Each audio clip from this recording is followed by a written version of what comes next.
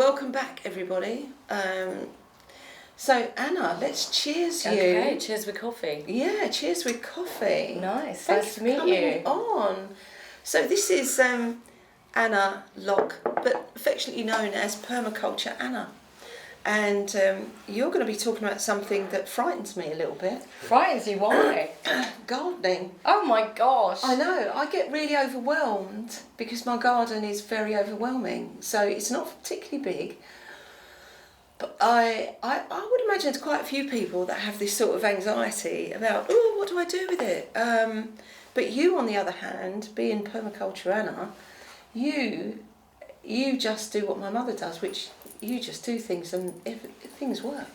Well, I think, this is what Town Grown is here for, is because, a lot of us have a disconnect from gardening. Our parents and our grandparents, they sort of saw their parents and grandparents do it, but we've had a generation where we haven't really been it hasn't really been on our radar, and we're not doing that for ourselves. And so Town Grown was really set up as a local food growers network to teach people and empower people to grow their own food, knowing that a lot of people are moving into town, this is their first gardens, plus there's this whole kind of groundswell of people that really want to grow food. So when we set up, we surveyed the whole community by standing out in Kings Road Market and just wanted to get a sense of who the gardeners were. And we kind of compiled statistics, and we know that most of the gardeners that we spoke to were home gardeners. Quite a lot had allotments, and most of them were beginners. So we know that there's a need for skilling up in gardening, but please don't be overwhelmed because it's really fun. No, I mean gardening per se is great, but I used to grow. I can't remember what the these little tiny sun gold tomatoes. Yeah. So and I had 2 great years and it was brilliant, and then we got blight. That's what happens. And then I tried it again the next year and I got blight. And then I got blight again, and it scared me. Aww. So I think that's what scared me really about when it comes to food. Yeah, but that's a very normal experience, and it's it? every year is different because the climate's different and nature's different. Because the blight hit the town, it was a thing that actually hit a lot of people. A lot of people saying, "Have you got tomato blight?" It's when you look at these beautiful plants and they go marvellously, and then all of a sudden there's this thing appears on the stem, and it's like, oh no, it's a bit mouldy. It's all mouldy looking. Yes, and it gets mouldy looking. And what is that? And I cleaned everything, and I thought I did all the right things. Chucked a load of stuff away and went no. And so I think it can be a bit scary. But you're here to help with that. Well, I mean, as a permaculturalist, I'm definitely organic, so I wouldn't use pesticides, fertilizers, herbicides. No. But given that for a couple of generations now people have, our little ecosystems within our gardens are not what they used to be, so they're not as resilient. So with anything, you want to grow for resilience, and in fact, Town Grown is about creating resilience within our town, so having pockets of food growing everywhere. So we just want food everywhere. We want forest gardens, along the streets, in spare land. We want guerrilla gardens, we want front gardens, back gardens.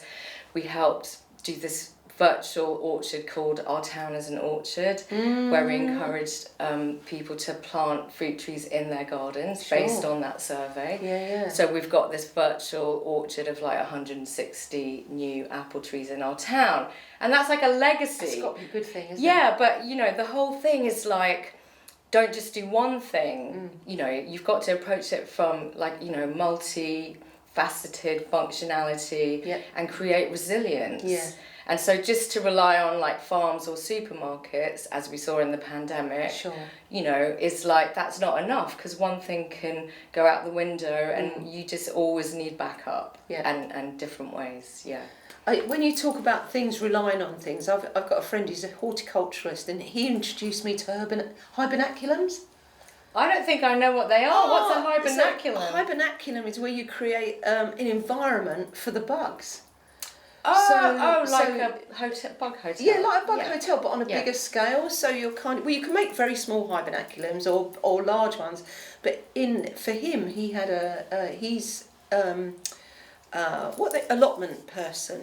Yeah. And when he made sure that there were, so he created a pond, and then other things around the pond that would make sure that you encourage the bees and you encouraged all the pollinators, so that instead of using, like you said beautifully earlier, we don't use pesticides. Mm-hmm. So, our part of the town has got a slug issue. Yeah. So, what to do with that? And he said, well, if you encourage things into the garden that eat the slugs, you don't have to worry about buying any products. Famously in permaculture, there's a saying which goes, you don't have a slug problem, you've got a duck deficiency. Oh, there we go. We need a duck rack. But so we need a load of local ducks just, foraging around on the green or in the allotments. But, failing that, there's birds, there's frogs. That's why you put ponds. Yeah. I had an allotment in the Bosfield in Hastings for a while. Okay. And I was like one of the first people, this was like 15 years ago, to put a pond, and the allotments man kept writing to me about my messy plot and, having straw, growing things through straw and having a pond, and he just didn't get it. He was not a visionary. Yeah. And very mainstream. Things grow in rows for him. Yeah, and it's like, and so we need ecosystems. We need to stop thinking about rows and lines and monocultures, and we need to think about polycultures and ecosystems and sort of replace all those missing things that we basically killed for the last 40 years. Yeah, well, nature doesn't grow in rows, does it? No.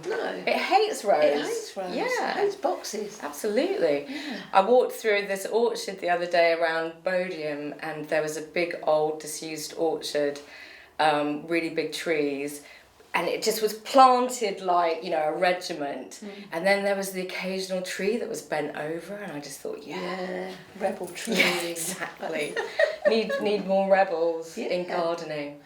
So I love this. You make me feel much better about my garden. Yeah, get out there. Get out there. Yeah, I know. come to our veg growing course. So I've got a lot of dandelions at the moment. They're just seeding, and I know that that's really good for nitrogen, isn't it? Aren't dandelions good for nitrogen? I would call them a dynamic accumulator. Oh. Yeah, they're you could put their leaves and use that as nitrogen in your compost. Yeah. But things that are good for nitrogen is this group of plants called nitrogen fixers. Oh, okay. And it's mostly like the legumes, so like beans and peas and even sweet peas. You won't eat them, but they'll be good for the soil. Sure.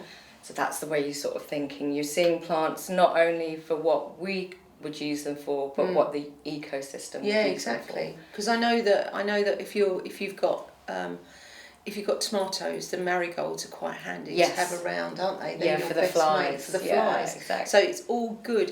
And it all creates a really good ecosystem. So nature will do what nature does, which is so good. Now you've got something coming up, haven't you, on the 10th of May? So so when we had funding, we did a whole series of workshops based on what I told you. So and then we didn't have funding for 2 whole years, and we've been so frustrated.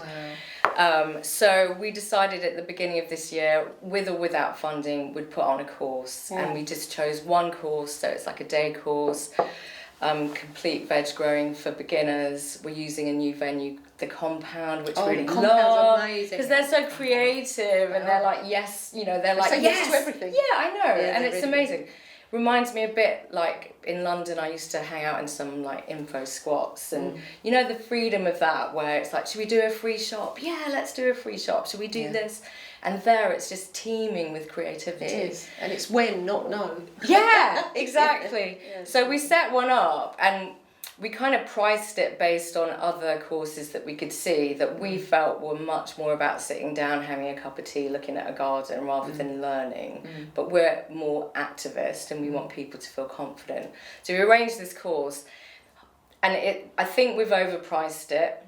And the other thing that I need to say is like Eventbrite take practically 10 quid per ticket.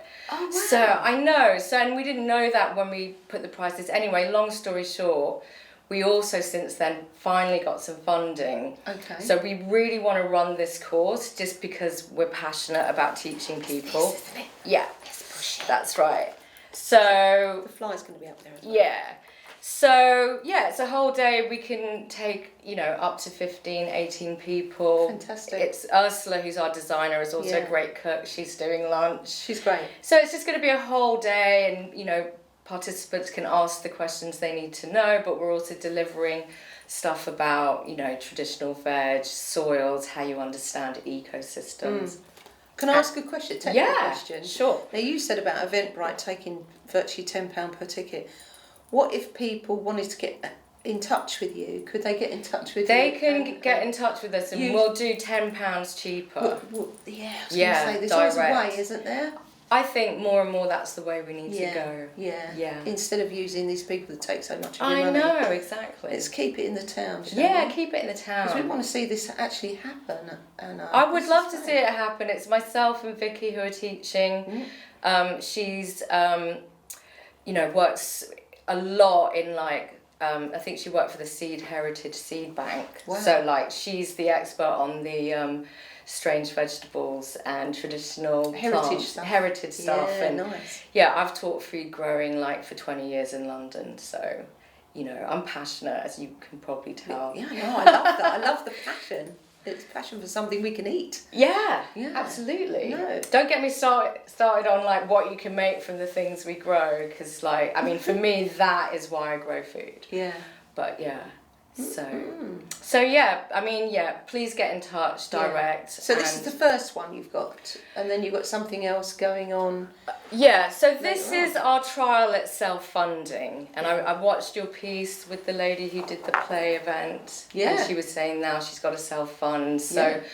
I mean, the bigger picture obviously is it's so bad that we all have to go around with our begging bowl every year and not know that we will definitely be able to do stuff. Sure. And so this was our attempt to just kind of see if we could self-fund. But then we got funding to do this great event called the Edible Open Garden. I don't know if you heard about it last time around. We've promoted it. We promoted you. Did you? 2 weeks ago, I want to say. Is it 2 weeks Okay. ago? Yeah, because Kath said, "Oh, do you know we've got an edible garden?" Oh, I think that's a different thing actually. Is it? This is Tell me more. this is like I'm just, you know, kind of firming it up, but about 22 local edible gardens that will all be on a sort of trail that you can go and visit. fantastic. We've got 3 small holdings, 2 school gardens, lots of community gardens, front gardens.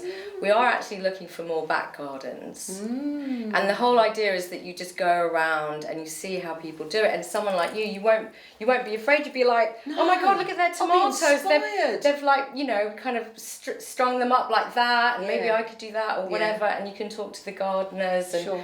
it's just like a really interesting, and you can be quite nosy as well. Yeah. You know, Oh yeah. interesting event going around seeing how other people do it. Yeah. Yeah. Oh, I like that. And when is that? That is the last 2 weekends in June. No, Nice. the last the last weekend, sorry. Last weekend in June. So that's the 28th, 29th.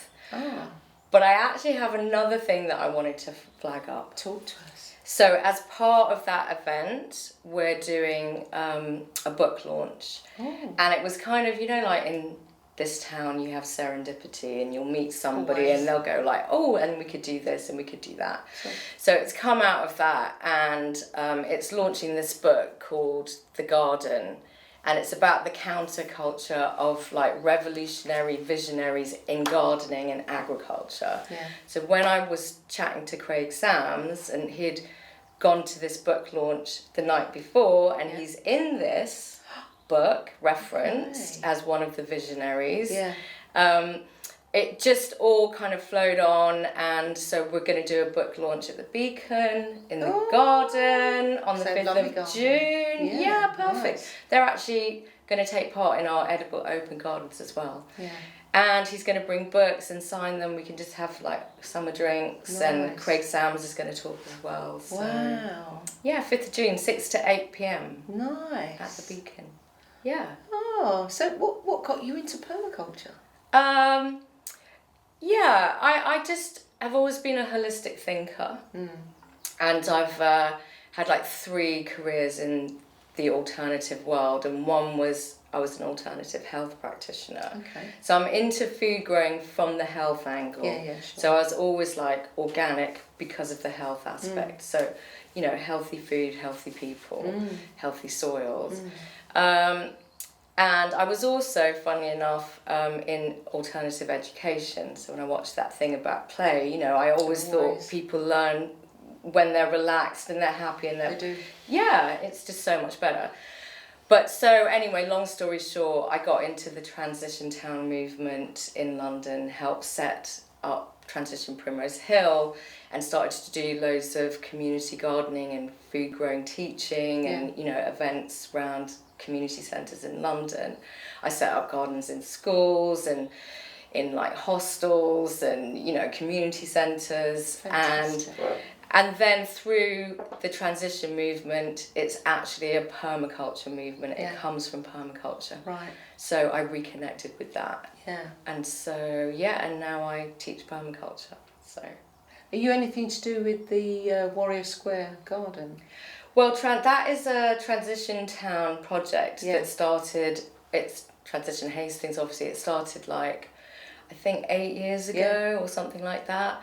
And I mean, it's very much the Transition Town kind of signature garden that they started ages ago. Sure. And So do you cook with your own produce?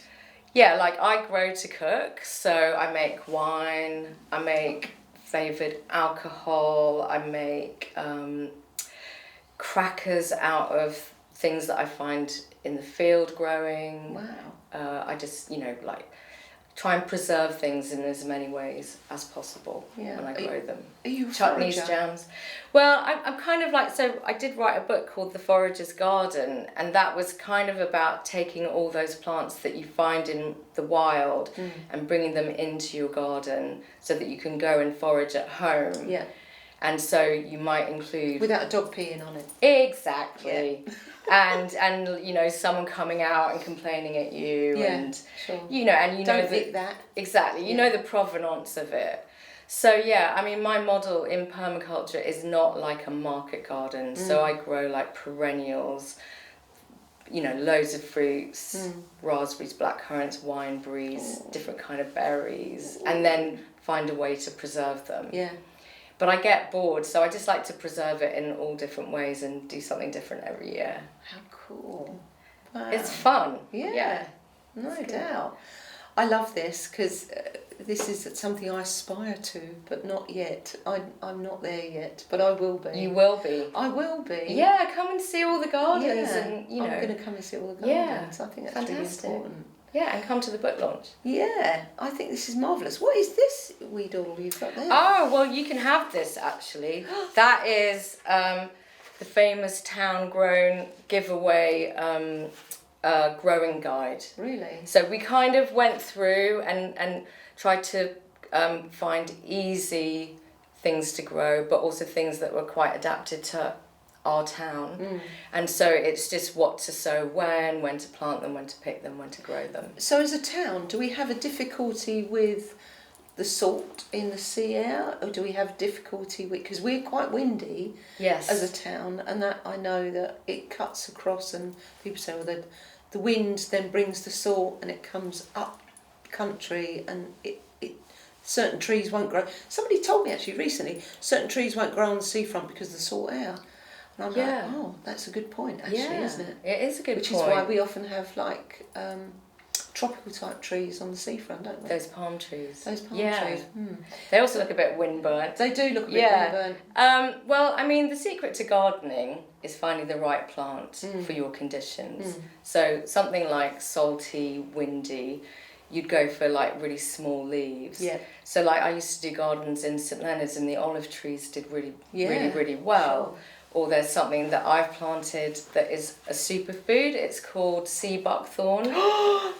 You're talking my language. Oh my God, why? I know it. What do you know about that? Because they taste amazing. And I went sea buckthorn, that's so funny you mentioned Foraging. this. I went foraging on Canberra Sand. Yes, exactly. Which was really, I got covered in thorns. It's so dangerous. It's not called buckthorn for nothing.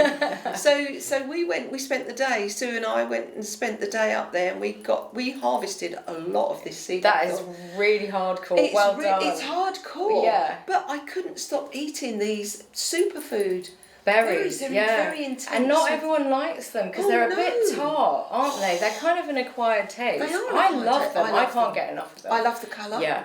You know, because they're the colour of my hair. But that actual juicy nugget of yumminess, you could see all the little birds perched, because they don't have to worry about thorns, and they were just eating away. They're like, I'm adapted. I've got a beak, dear. You know, I've got all the right conditions. Exactly. Me, Get with the beak, I was lady. covered. I was absolutely covered for weeks. But the weird thing is trying to get the little buggers off these. Oh, I've had to YouTube it and develop a load of techniques. Have you? I've got a top tip. Have you? Well, I mean, I first went there with a foraging friend, and that is like this amazing stunted forest. Like you don't know the whole of Canberra Sand. And it's just before you get to the beach, isn't it? It's like huge, but it's like gnarled and hobbit-like, isn't it? And it is. From the wind and stuff. And they use it to fix the sand dunes. Yeah. And I don't know if they use it because they're naturally occurring there, I would imagine, or if they've put them there deliberately. Yeah. What was I going to say? I've forgotten now. I don't know, but they're prolific. No, about the berries. So harvesting, Yeah. So, yes. So I actually grow them at home, and they do really well. But so when I harvest them now, I go along and I cut the thorns off the branch before I harvest, because that's the only way that I can just go in there and pick. That's really sensible. Yeah. Well, I saw this thing on YouTube. People were cutting off the branches and putting them in their freezers. Oh, I did branches. I did that. Did you? I did that. How come you need to do that? Well, I didn't. Oh. I just thought, well, this will be okay, and because some I took off, and I thought these aren't gonna work. Yeah. And I just put some of the, and it was a very messy procedure, wasn't it? Because you just stood there and watched me go, what the bleep are you doing? It's so worth it though, because it's such a superfood. But and then I just picked them out as I wanted them. Yeah. They're just amazing. I mean, the real thing is to try and extract the oil. That is like, boom. That is that's the cream that I use. Yeah, well, I accidentally made face cream because I was like making the juice, and then it's like the leftover of like the pulp and the seed. The seed, exactly. And I was just squishing it. I don't know what happened. It was like spontaneously turned itself into face cream. Yeah. And it smells the most amazing smell. It's got, it to me, it's like kind of citrusy, orangey, bergamot-y kind of smell, which is really just delicious. Tangy. So tangy. I mean, they use it a lot in Eastern Europe still. You know, it's like one of these plants, traditional plants that we've forgotten about probably here in England. But so they use it for cosmetics. But then it's really, because it's so antioxidant, anti-inflammatory, anti-this, anti-that. It's got all of that. You can make like a little drink of the juice, like when you're sort of feeling the cold, and put it with honey. It's just great. Yeah, because it would work with the honey, because it's such a sour little berry. It's such a sour little berry. It's so tiny. It's tiny. Yeah. Tiny. So you actually grow that in your garden? Yeah, I do. Yeah. Did you take a cutting? Actually, if people want to grow it, I would recommend you go to a hedging company. Oh, buy them. And you buy them bare roots. I was going to say so you get about 20. I mean, this is the sort of stuff that Town Grown really wants to do. If we had more money, we could set up a little nursery. I'm going to do this. Yeah, they get pretty big, as you've seen. Yeah. So it has to be the right place. But I think for Hastings, but it would really encourage the birds as well. It's absolutely. Yeah, and it because there's so many berries you can't actually pick. Yeah. That they would stay on all winter, and you'd be feeding the birds all winter, and they're super duper healthy. Yeah, I love you. I knew there was a reason why you had to be here for more than this. Oh, that's fantastic. Share a love of sea buckthorn. I know, sea buckthorn. And being where we are, it's one of those things that will grow because it doesn't worry about the wind or the salt. It just loves it. Hence sea buck. It's all in the name. It's all in the name. It is. Yeah. Darling, you've been an absolutely amazing guest. Oh, I've really enjoyed it. But you're going to have to come back now because you're going to talk about other things. Well, maybe nearer the edible open gardens I can give a few spoilers about who we've got lined up and stuff like that. Oh, okay. Just put it out there. Yeah. She's going to come back for another 15 minutes and it's going to do it. I'd love that. Thank you so much. Thank you so much. You've been so... I'm going to do this. I'm going to get over my... I've talked Not about overwhelmed my phobia. anymore. Yeah. No, I'm going to have to find out how to do it. Yeah, it's easier than you thought. Let's cheers again. Absolutely. Thank you. So our town has plenty, and Anna Locke, Permaculture Anna, has told us exactly why on a different level. Thank you so much. Plenty of food.